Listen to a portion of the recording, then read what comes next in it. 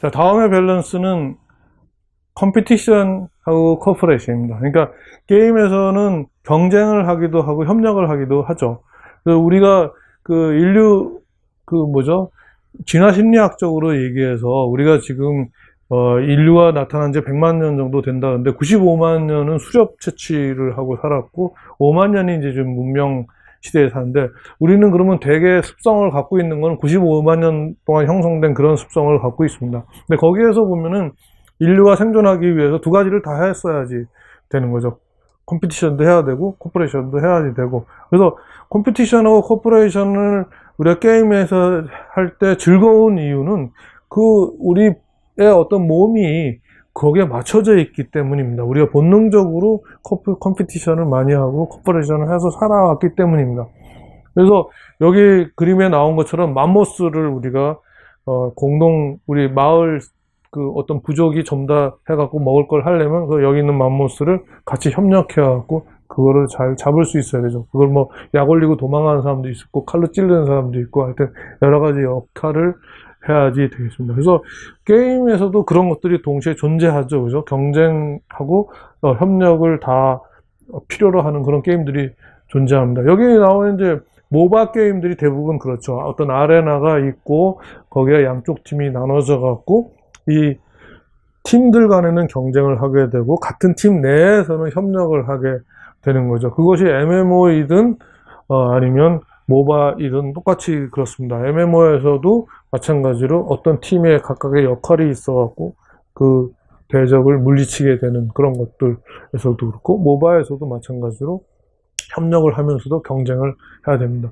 그래서 협력만 너무 많은 게임 그런 것들은 이제 소셜 게임이라고 할 수 있죠. 경쟁은 전혀 안 하고 우리는 사이좋게 노는 것만 좋아한다. 그래서 그런 게임도 있을 수 있고요. 아니면 무조건 1대1 경쟁만 있는 거. 예를 들어서 배틀그라운드에서 1인 플레이어로 해갖고 하는 경우는 경쟁만 있는 그런 경우가 있죠. 그거는 이제 사람들의 어떤 특성의 취향에 따라서 어느 게임을 좋아하느냐인데 어쨌든 우리가 그런 게임을 설계할 때 내가 경쟁 요소를 얼마나 넣을 것이냐 그 다음에 협력 요소를 얼마나 넣을 거냐 하는 거는 중요한 밸런싱의 어떤 요건이 됩니다. 그 다음에 게임의 길이가 또 문제가 됩니다. 게임을 굉장히 긴 게임으로 할 거냐 아니면 짧은 게임으로 할 거냐. 그러니까 예를 들어서 PC 게임을 하는 경우하고 모바일 게임을 하는 경우는 사실은 좀 시간이 차이를 둬야 될 필요가 있습니다. 그러니까 대부분은 이제 모바일 게임이면 좀 짧은 게 낫겠죠. 그러면 그런 시간들을 그러면 어떻게 조절하느냐 이런 것들이 굉장히 중요한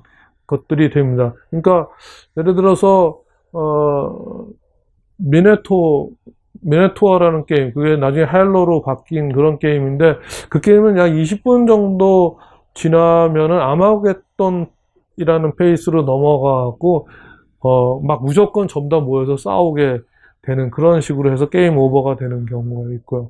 그 다음에 배틀그라운드 같은 경우에는 존이라는 것이 계속 좁아지면서 결국은 나중에 어느 정도 시간이 지난 이후에는 끝나게 되어 있습니다. 그래서 그런 시간들을 우리가 게임 디자이너가 이제 이 게임은 얼마로 할 거냐 하는 건 정할 수 있겠죠. 그래서 그런 것들을 우리가 얼마로 할 거냐 하는 것들을 이제 정하는 것들이 밸런스가 필요합니다. 자, 그 다음에 이제 8번, 9번은 상을 많이 주느냐 아니면 뭐 벌을 많이 주느냐입니다. 그래서 상의 종류는 크게 이제 파워를 높여주는 것도 있고 어떤 경우는 즐거움을 주는 것도 있고 어떤 심리학적인 어떤 요소를 생각해야 되는 경우도 있습니다. 그러니까 파워를 높이는 거는 여러분들 뭐 포인트를 늘린다든지 아니면 게임 시간을 늘린다든지 아니면은 생명을 하나 더 준다든지 이런 것들이 이제 파워를 높이는 거에 해당하고 즐거움을 주는 방법은 상을 어떤 길을 열어줘 갖고 굉장히 좋은 장면, 장관을 구경하게 해줄 수 있다든지 아니면 어떤 비밀스러운 방에 들어가서 거기에서 이긴 사람만 그 안에 있는 광경을 볼 수 있게 해준다든지 아니면 몸을 치장하게 해주는 그러니까 어떤 액세서리를 상을 준다든가 장식품을 주든 옷을 준다든가 이런 것들이 이제 즐거움을 주는 상에 해당하고 자, 이렇게 게임에는 이제 파워 높이는 거하고 즐거움 주기 두 가지 종류가 있는데 그걸 또 활용하는 방식에는 이제 심리학을 우리가 이용해야 됩니다. 근데 그 심리학 중에 한 가지를 얘기하면 그 상을 주지만 상의 가치는 계속 높아가는 방향으로 가야지 되는 거죠. 처음에는 이만큼 주다가 나중에 이제 점점 더 커지는 방향으로 줘야지 됩니다. 그리고 상은 고정된 시점에 주는 것보다 의외로 탁 받는 그런 것들이 더 좋습니다. 그러니까 예를 들어서 어떤 사람이 이제 사무실에서 일을 하는데 금요일마다 내가 도나스를 갖고 와서 사람들을 나눠줘요. 그러면 처음에 막 좋다고 합니다. 그러다가 그것이 3주 내지 4주 진행되면은 사람들이 별로 그렇게 좋아하지 않습니다. 아니, 뭐 좋아하긴 하는데 좋아하는 강도가 과거보다 나쁜데, 그걸 더 좋게 하는 방식은 어떻게 하냐면 금요일마다 갖다 주지 않고 랜덤하게 날을 정해서 금요일, 어떤 때는 목요일, 어떤 때는 수요일 이런 식으로 바꿔가면서 하면은 훨씬 더 그 즐거움이 더 유지될 수 있다고 얘기합니다. 그래서 이 상을 게임에서 도입할 때도 그런 생각들, 가치를 계속 높여가는 방향으로 또 의외로 받을 수 있는 그런 찬스가 있게 그렇게 하는 것이 의미가 있습니다. 그다음에 뭐 벌은 그거에 반대라고 할 수 있습니다. 그래서 벌은 상을 주는 어떤 반대로 뭐 칭찬을 해주는 대신 부끄러움을 주고, 아니면 포인트나 게임 시간, 뭐 생명 이런 걸 많이 주는 데서 그걸 뺏어가는 걸로 하기도 하고, 또 아니면은 또 그 처음으로 돌아가게, 여기까지 왔는데 다음 처음으로 돌아가게 하는 그런 방법도 있을 수 있습니다. 그래서 벌을 주는 것도 그 게임에 몰입하게 되는 어떤 도구이긴 합니다. 그런데 대부분 사람들은 칭찬에 더 약합니다. 그래서 그 블리자드 그 회사에서는 팔러시가 가벼운 벌을 주는 것보다는 벌은 가볍게 하고 칭찬을 많이 주는 것이 더 효과적이라고 생각하고, 대부분 게임에서 그 룰을, 그런 팔리시를 지키고 있다고 그렇게 얘기를 합니다. 자, 그 다음에 게임에서 주는 자유도입니다. 자유도가 자유를 느끼게 할 수도 있고, 그 다음에 내가 꼭 이렇게밖에 할 수밖에 없는 어떤 제어를 받고 있다, 이렇게도 할 수 있습니다. 근데 게임의 기본, 게임이 책이나 영화와 다른 기본적인 가치는 뭐냐면 게임은 자유가 있다는 겁니다. 그래서 책, 영화는 상호작용이 없는데 게임은 상호작용이 있어서 선택을 할 수 있습니다. 그런데 자유를 얼마나 주는가 하는 것은 또 다른 문제입니다. 그러니까 자유를 많이 줘서 좋을 수도 있고 적게 줘서 좋을 수도 있습니다. 그래서 사람들은 항상 자유로운 것만 추구하는 건 아닙니다. 너무 자유가 많아지면 내가 선택해야 될 게 너무 많아지면 부담을 느껴하고 실증을 낼 수도 있습니다. 여기 지금 있는 게 뭐냐면 알라딘에 대한 게임인데, 이 알라딘 게임에서 게임 스토리가 제대로 돌아가려면 여기 있는 양탄자를 타고 알라딘이 타고 밖으로 나와야 되는데요.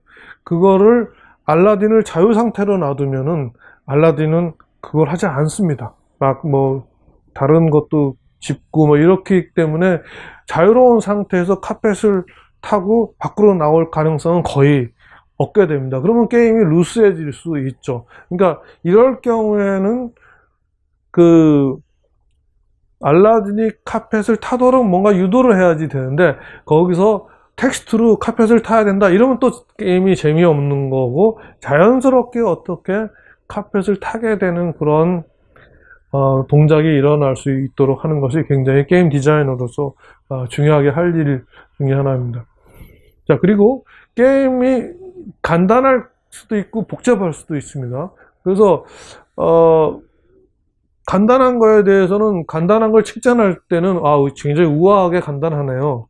그리고 간단한 걸 나쁘게 얘기할 때는 너무 심심하네, 간단해서. 그 다음에 복잡한 것도 복잡해서 풍성하다 이렇게 느끼는 사람이 있는 거면 복잡해서 혼란스럽다 이렇게 얘기할 수도 있습니다. 근데 그 복잡한 거를 그럼 얼마나 도입하면 좋으냐?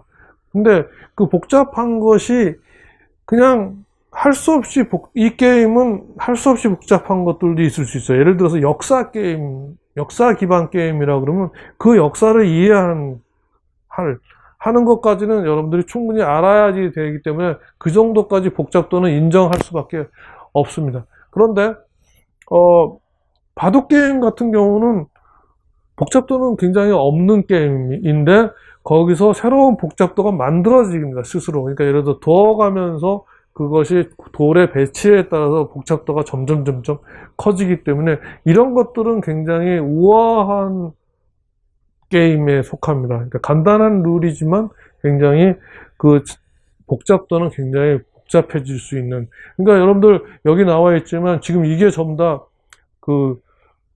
바둑책이거든요. 바둑책을 열 몇 권을 읽어도 더 또 이상한 또 우아한 수들도 있다는 거 아닙니까? 그래서 과거 게임들, 과거 게임, 즉 지금까지 역사적으로 오랫동안 살아남은 게임들은 이런 경우가 많습니다. 그러니까 룰 자체는 굉장히 간단한데, 그런데 거기서 일어날 수 있는 여러 가지 사건들은 굉장히 복잡하게 나타날 수 있는 것은 굉장히 좋은 게임에 속합니다.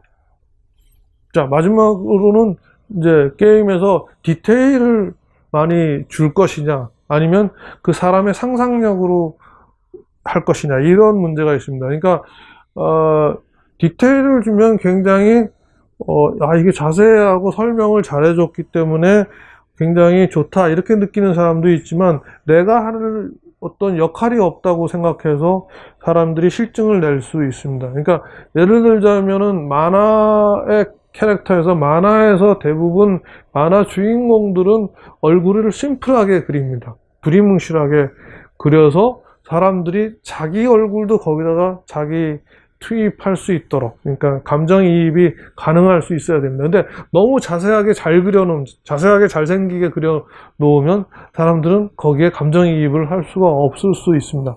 그렇기 때문에 게임을 만들 때는 네 가지 팁이 있는데요. 잘할 수 있는 것만 자세히 하세요. 그러니까 여러분들이 만약에 음악에 대해서 굉장히 잘 알고 있다면 음악을 굉장히 자세하게 하고, 다른 것들은 좀 대충 하고, 아니면 경치, 그림을 그리는데 내가 실력이 있다면 그림을 자세히 하고, 다른 것들은 좀 대략적으로 하는 그런 걸 하고요.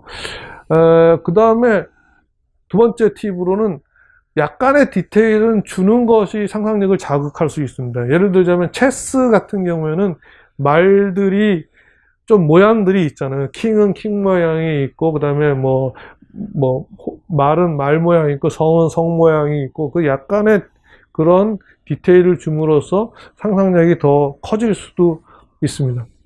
그 다음에 세 번째는 익숙한 세계에 대해서는 디테일이 필요 없습니다. 그러니까 예를 들어서 학교를 시뮬레이션하는 프로그램이다, 그런 게임이다, 이러면은 학교에서는 선생님이 있고 학생이 있고 동료들이 있다, 뭐 이런 그런 거에 대해서는 디테일하게 설명할 필요가 없게 되는 거죠. 그래서 그 디테일은 그 플레이어가 익숙한지 안 한지를 잘 생각할 필요도 있고, 그 다음에 만환경 효과를 낼 필요 있습니다. 만환경 효과라는 건 뭐냐면, 게임이 이렇게 어떤 화면이 전개되는데 사람이 시선이 가는 부분만 자세하게 그리고 다른 부분은 좀 대략적으로 그리는 것이 게임의 몰입도를 높이는데 더 중요할 수도 있고, 아까 얘기한 그 알라딘이 카페트를 타게 하는데도 그런 걸로 유도할 수도 있습니다. 그러니까 다른 부분 배경들을 흐릿하게 그리고 카페트를 굉장히 뚜렷하게 그리면 카페트에 관심을 가지게 되게 돼서 저절로 카페트를 타게 되도록 유도할 수도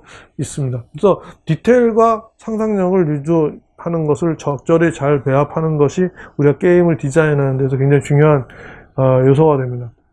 그래서 지금 이렇게 해서 12가지의 게임의 밸런싱 효과가 에 대해서 얘기를 했고요. 마지막으로 얘기할 거는 게임 밸런싱을 계속 변화를 시켜 나갈 것이냐 마늘 거냐 하는 문제입니다.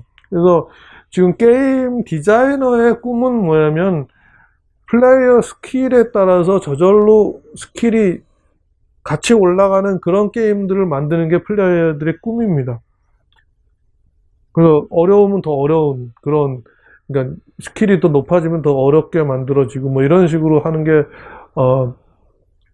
디자이너의 꿈인데, 그거를 우리가 다이내믹 게임 밸런싱이라고 이렇게 얘기를 합니다. 그러니까 굉장히 동적으로 변한다는 뜻이죠. 근데 여기에서도 세 가지 정도 생각은 해야지 됩니다. 그렇게 다이내믹하게 게임 밸런싱이 되면은 현실감이 떨어집니다. 내가 이거를 선택해갖고 이 정도 하면 이길 줄 알았는데 또 얘가 또 세잡고 또 내가 또 해야지 되면 거기서 이건 좀 현실이 아니네, 이런 생각을 합니다. 이게 이제 뭐라고 볼 수 있냐면, 뭐가 그런 예냐면 아빠하고 자녀하고 이렇게 팔씨름 하는 거 있잖아요. 그래서 아빠는 자녀가 이제 힘이 좋아지면 굉장히 즐거움을 느끼면서 하여튼 항상 져주죠. 그죠? 그래서 그런 것들이 처음에 자녀들이 어릴 때는 그 사실을 몰랐지만, 나중에 져준다는 사실을 알았을 때는 갑자기 흥미가 떨어질 수 있는 거죠. 그래서 게임에서도 마찬가지로 그런 것들이 컴퓨터 게임 그 안에 있는 서버 자체가 너무나 나를 잘 파악하고 거기에 대응을 해준다고 생각하면 기분이 나빠질 수 있다는 걸 여러분들이 알아야지 되고요. 그 다음에 그것이 또 악용될 수 있는 소지도 있습니다. 그러니까 우리가 무슨 내기를 할 때, 그래서 뭐 농구로 골 넣기 내기를 할 때 처음에 돈이 안 걸렸을 때는 막 잘 못하다가 돈 걸리면 탁 잘하는 그런 경우 있죠. 그런 것처럼 게임 플레이어에서도 그런 플레이어들이 그런 걸 악용할 수도 있으니까 그런 것들도 조심을 해야지 되고요. 또 한 가지 이제 지금 다이내믹 게임 밸런싱의 단점 중에 하나는 뭐냐면 그 게임을 마스터하고 싶은 의욕을 떨어뜨릴 수 있습니다. 계속 내가 할 때마다 스킬을 높일 때마다 스킬이 이쪽에서 높은 난이도가 나오게 되면 이거는 뭐 한정이 없네 그래갖고 게임을 못하게 하기 싫게 하는 그런 요인이 될 수 있습니다. 자, 이렇게 해서 우리가 게임을 제대로 잘 돌아가고 또 인기 있는 게임을 만들려고 그러면 게임의 어떤 수학적인 밸런싱도 굉장히 중요하고 그 다음에 사람들의 심리를 잘 파악해서 거기에 맞는 게임을 만드는 것이 굉장히 중요합니다. 자, 여기까지 오늘 밸런싱에 대해서 공부했습니다.